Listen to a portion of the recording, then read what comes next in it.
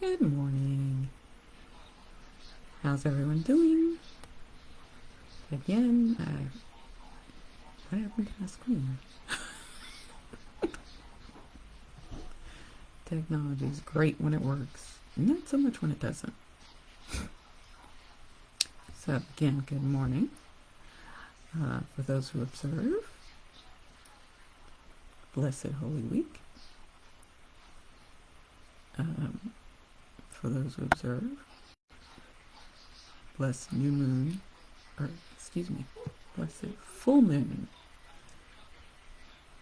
And anyone else who's here. I had an interesting weekend.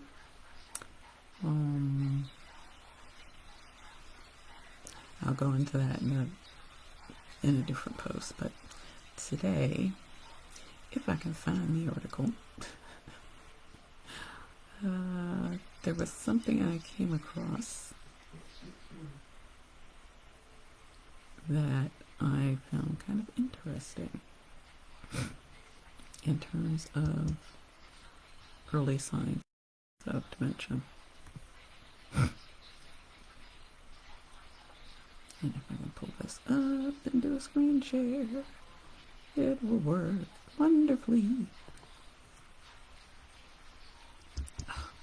Really?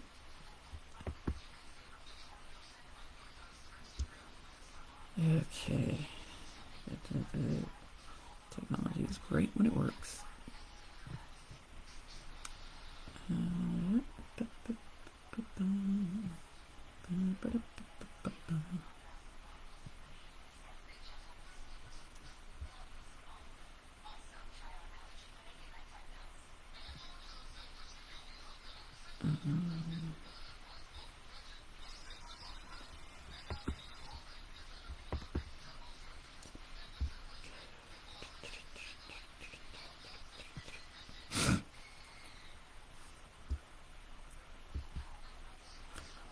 Okay, let me do the screen share. I know I can do it. Okay. Screen share. Okay. Thank you. Why do you keep telling me the same thing again and again and again?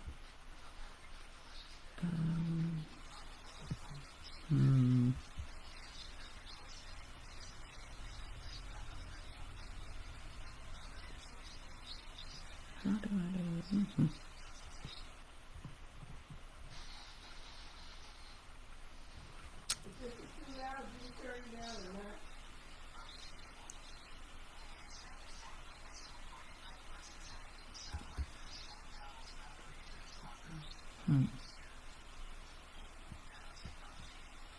Now, the whole time I was trying to do this, it kept telling me screen share.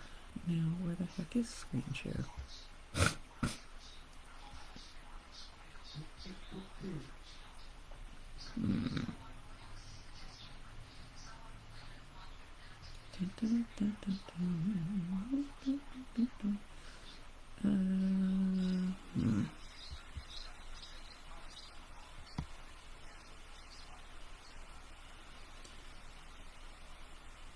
Okay, why can't I do a screen share? Yeah. Did I mention Happy Monday? Happy Monday.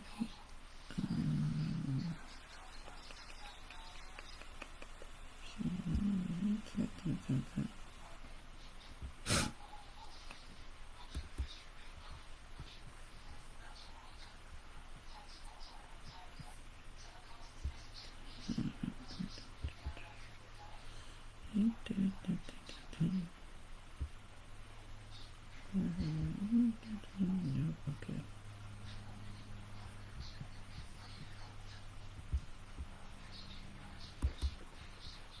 Oh well.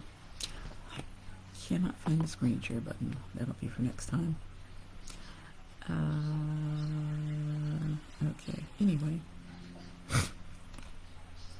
So there was an article that appeared in Health Online, and the title is "Scientists Identify a Speech Trait That Foreshadows Cognitive Decline." And I thought it was pretty interesting because it talks about certain speech patterns that show up in people who are likely to develop or have already developed Alzheimer's. So it's, I'll read a little bit of it. Can you pass me the whatchamacallit? It's right over there next to the thingamajig. Many of us will experience lethargical or difficulty finding words in everyday life, and it usually becomes more prominent with age. A recent study from the University of Toronto suggests that it's the speed of speech rather than the difficulty in finding words that is a more accurate indicator of brain health in older adults. So this was a small, I guess you would call it pilot study, 125 adults between the ages of 18 and 90. And so the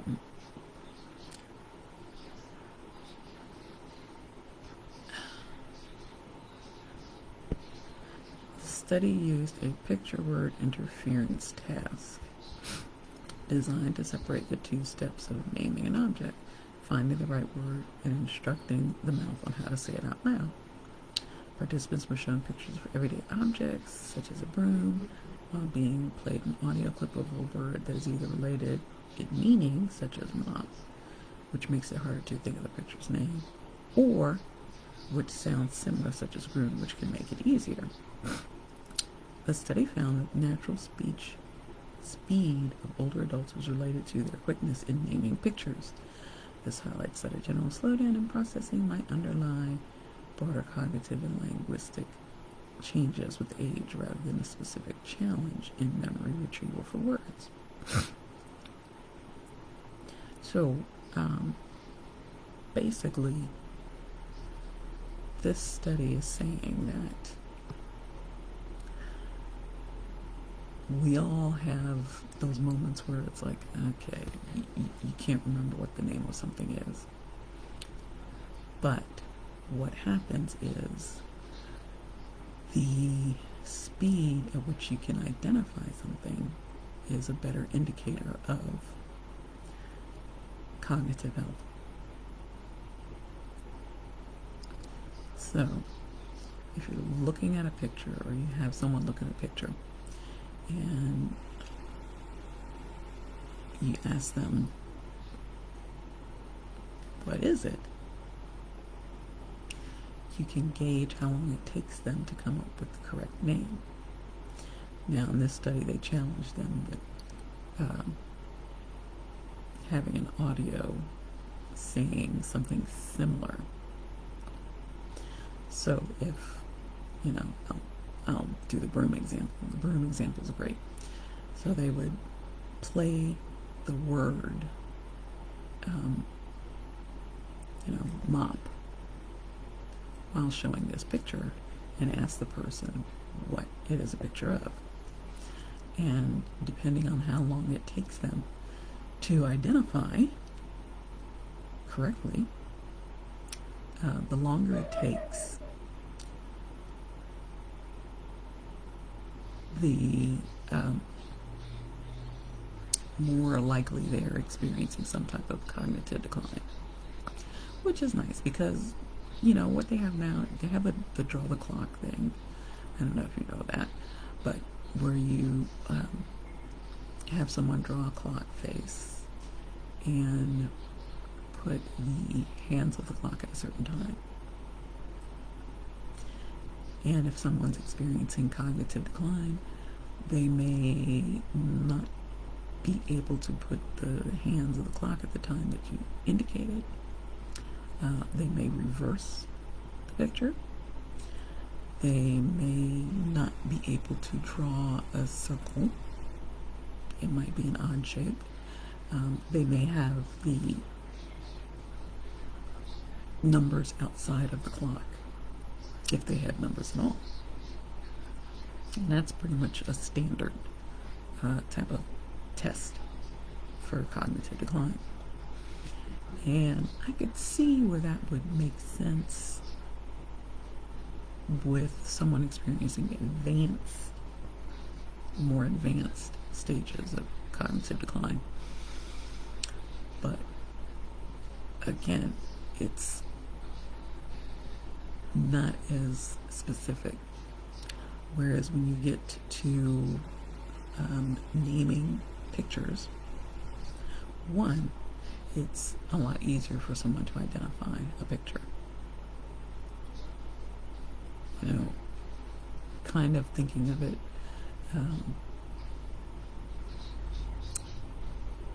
just kind of off the top of your head is a little more difficult. But if you see a picture, you should be able to identify it. And if the person can't identify it, then you have the audio prompt, which might get them to where they would know it. They'd be able to identify it. But if they have an extended period of time to look at the picture, and if that extended time is needed to identify the picture, that could be an indicator of cognitive decline. Now, what I like about the test, as it were, is that it makes it, what's the word I want? Less subjective in terms of if someone is shown a picture of a broom, it's a broom. Whatever language they speak, it's a broom. And they, on some level, should know that that's what it is. Now, whether or not they can say what it is, that's a different story. So it's less subjective and more objective, in my opinion, because as long as they can see the picture properly, then, then it's really what are they identifying it as. And there's the ability to name it outright regardless of what you're hearing. And then there's the possibility that they can see what the picture is, but they can't identify it. They can't name it, but they know what it is.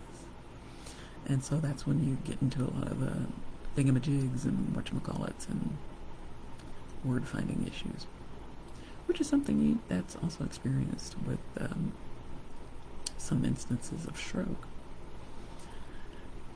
where the part of the brain is affected that covers speech and memory. So you may be able to remember what the picture is, but you can't say what it is. I mean, in your head, you may know you're saying one thing, but what you're speaking is totally different. So I find that fascinating. I'd be curious to see what happens if the same type of test were issued to someone that's had a stroke.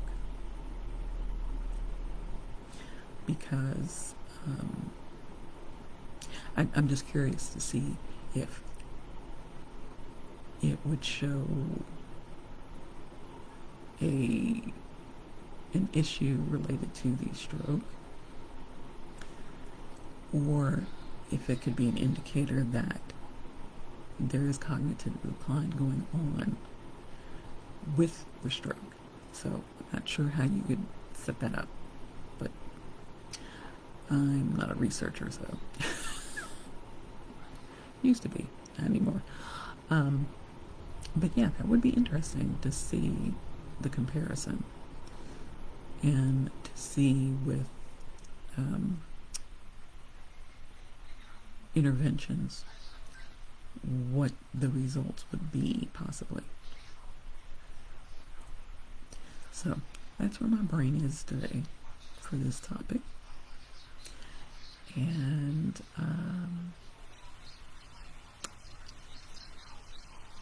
yeah, have some other stuff going on, but like I said, I'll talk about that in another live. So let me know what you think about this. Good, bad, indifferent. Is it something that's interesting to you? If you have other questions or comments that you would like for me to discuss, put it in the comments, and then or you can DM me, direct message me, and let me know what you want to hear about. That way I can gear it towards what people are interested in. And as always, you can find me at https://linktr.ee/WELLNESS4 and the letter U. So, let me know what you think. And I will try to figure out how to do the screen share thing, because that just, technology is great when it works. Or when you know how to work it. Alright, so have a good day, have a good week, and stay blessed. Bye.